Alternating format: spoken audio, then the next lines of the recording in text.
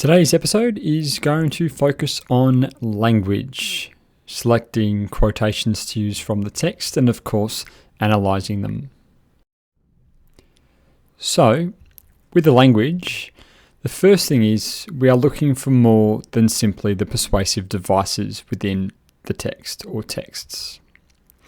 Short quotations do seem to work best, not just in terms of your ability to analyse them, but also in terms of the fluency of your writing.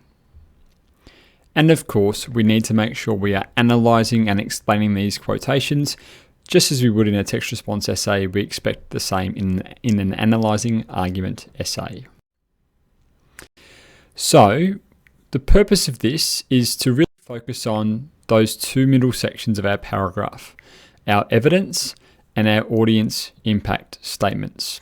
And we're going to really focus on that evidence to start with. So this is not a treasure hunt.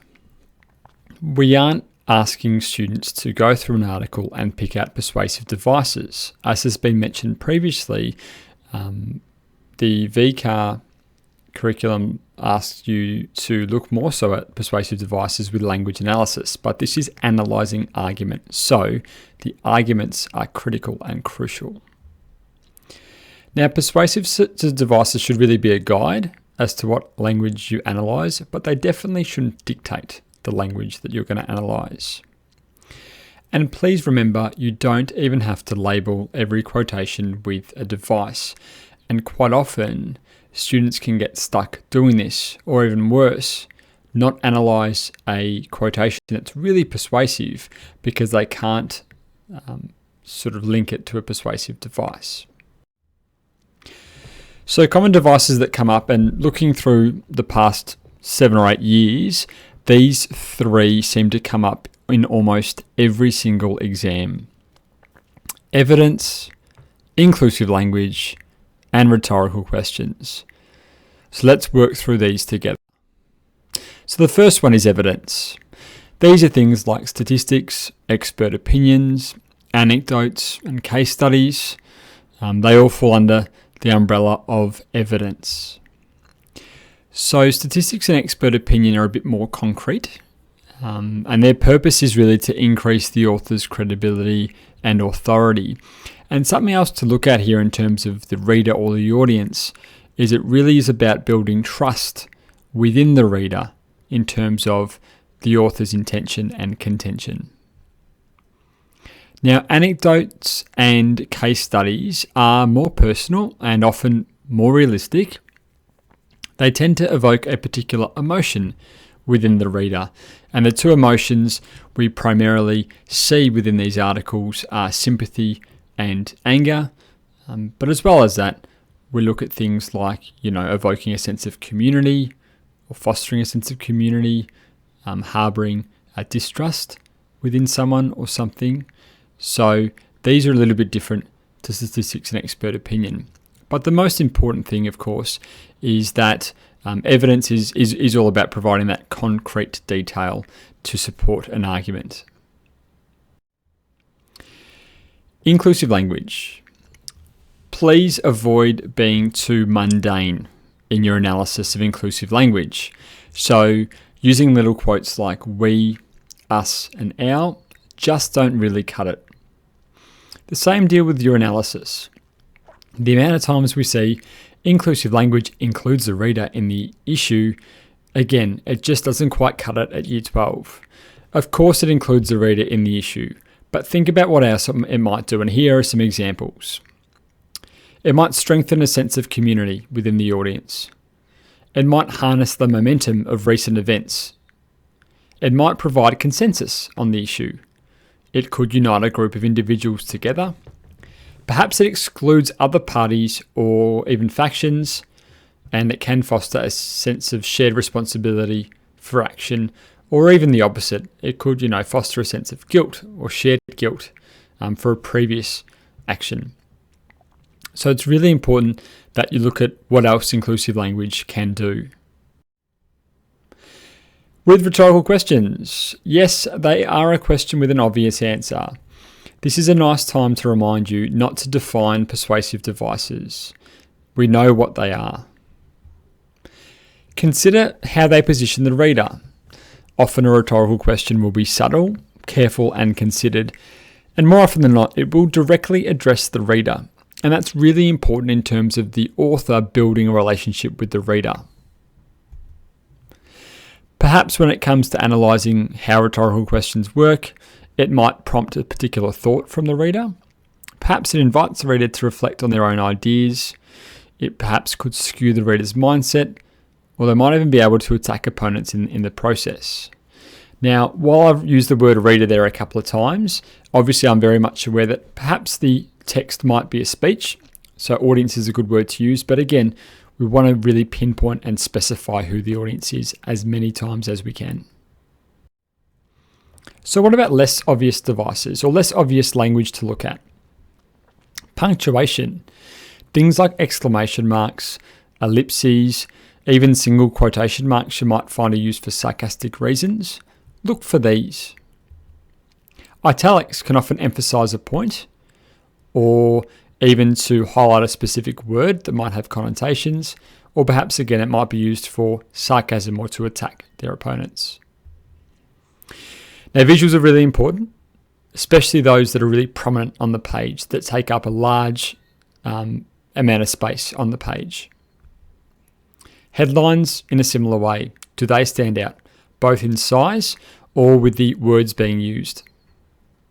The rule of three with our listing. Again, quite often you'll see this rule of three, particularly in political speeches. It's faster, it's cheaper, it's more affordable. Look out for this. It's a way of really showcasing the benefits. Using second person, again, it directly addresses the reader. It is all about you. The same thing goes for first and third person even there as well. Sentence length is something to look at as well. So short sentences often simplify the author's ideas or perhaps get a reaction from the reader. Something that's not mentioned also is tense. So quite often past tense is used to reflect on past things and evoke guilt. And present tense or future tense even, this will happen, often is used to encourage actions. And the last one that I think you should always be looking at is words that have specific connotations. Remember, every word has a purpose in the article, especially when it comes to the exam. It's been explicitly written for the students to write on. So look for words that have strong connotations. So when it comes to quoting and picking out quotations, the shorter, the better. They don't always have to be a persuasive device, and embed them into your writing. Don't be afraid either to bring in 3 or 4 short, sharp quotes within an example, because it shows a more wider view of the argument. Let's have a look at an example from the 2019 VCEE exam. So the left-hand side is the main article that was the advertorial. So let's read through this. To our valued customers, as you know, Haley's local store is not your average grocery store. We're a bit different. We listen. We always put our customers first, with shelves full of ready-to-eat meals and specials. From the 1st of July, we will introduce another change to serve you better. We're going cashless. All transactions will be electronic. And what will it mean for you? For most of our customers, nothing except less time spent in the store. We're talking about having no cash in the store. Never again will you need to go searching through your wallet or bag for coins.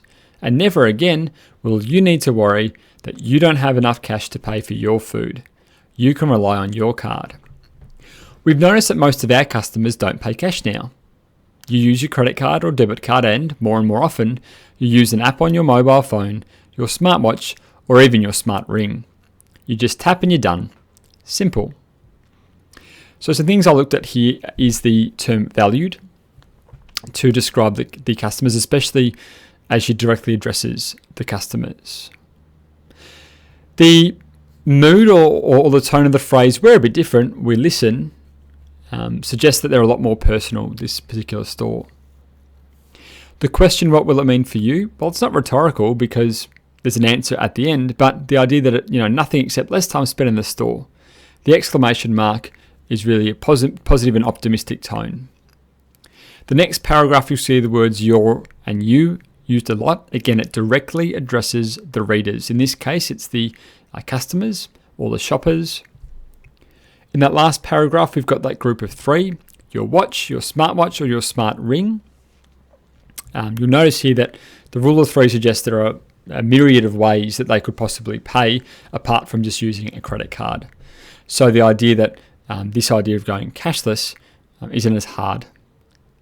And that word simple, again, it's a short sentence with an exclamation mark to suggest that the solution they're providing or the action that they're providing isn't that much of a drainer.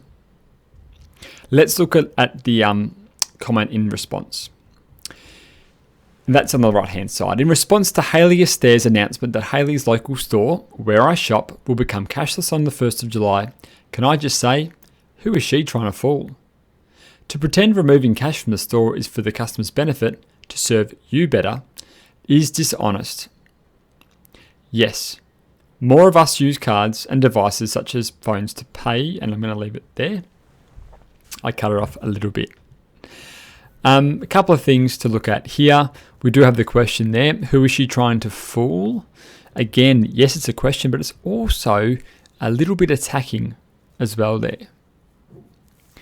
That quote, to serve you better. Again, the writer here has taken a quote from the previous piece and then attacked it using the word dishonest, which is full of negative connotations, especially when we're looking at shopping or making transactions with a business.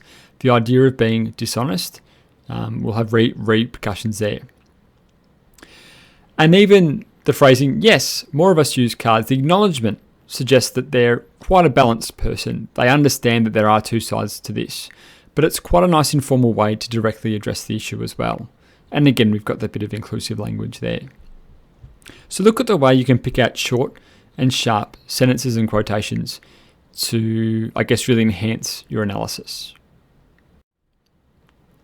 So when it comes to analysing quotations, analyse and explain every quotation you write down. Of course, you can group them together. That's fine.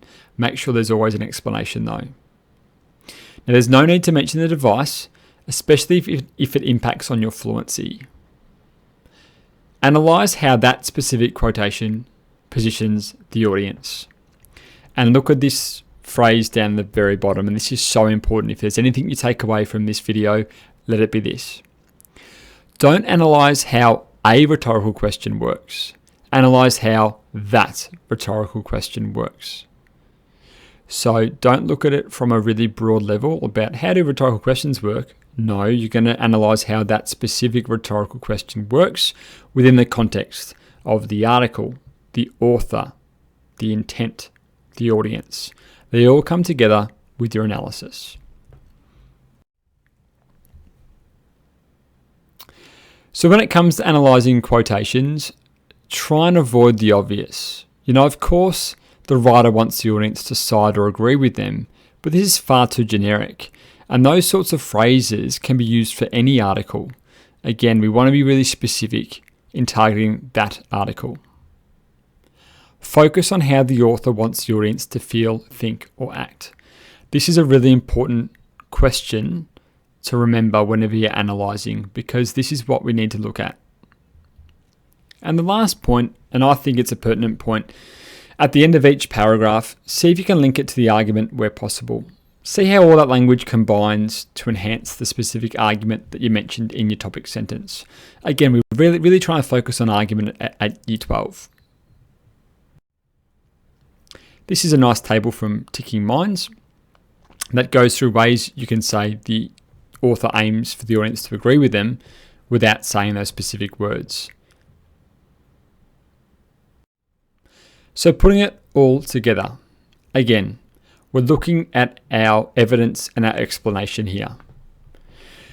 So firstly, we mentioned the author and we introduced the quotation. Then we use an analytical phrase or verb before moving to the intended impact. This step-by-step guide will really help with your fluency, and it just ensures that you're always analysing your quotations. My advice is to build verb or phrase banks. These will be really useful, and you'll find quite often that you'll have your favourite phrase or go-to verb that works really well for you. So let's go back to this 2019 VCEE exam. Here is a sample paragraph. I've highlighted the verbs to help showcase where the analysis takes place. Opening in an inclusive and passionate manner, Esther presents her store as customer-centric. Directly addressing her customers as valued, she quickly rekindles her close relationship with them and reaffirms the notion her store is a bit different as they listen. In doing this, Esther invites readers to share in her enthusiasm and invoking excitement within them. Her friendly and approachable nature is reflected in the photograph, which takes up a significant portion of the article. As a result, the reader's eye is immediately drawn to Esther in her simple attire in front of fresh produce, eliciting warmth and familiarity within shoppers, while simultaneously endorsing Haley's as not your average grocery store. The portrayal of a man in a contrasting suit fosters a deeper sense of inclusion within the broader community and strengthens the depiction of a shop that always puts their customers first. By beginning in this manner, Esther relies on her existing rapport with shoppers, attempting to draw them away from the fact they are consuming an advertorial whose primary purpose is to promote her store. So once again, look how the quotations are always analysed. You'll note as well the visual was included in here, but again, the visual was linked to the language within the text. Note too how at the very end there's a link back to the argument. Again, this isn't necessary, but it's always good to think about how this language all combines to influence the argument. So what are our key takeouts from today's lesson? Well, the first one is to use short quotations. Don't necessarily look for persuasive devices. Look for quotations which are persuasive. Remember that idea. Don't analyse how a rhetorical question works. Analyse how that rhetorical question works. And lastly, try and make connections to the argument where possible. Bearing in mind, this is not language analysis, but analysing argument. For more information, check out the 6Ps podcast on Spotify, Apple Podcasts, or wherever you get your podcasts from. Remember, proper prior preparation prevents poor performance.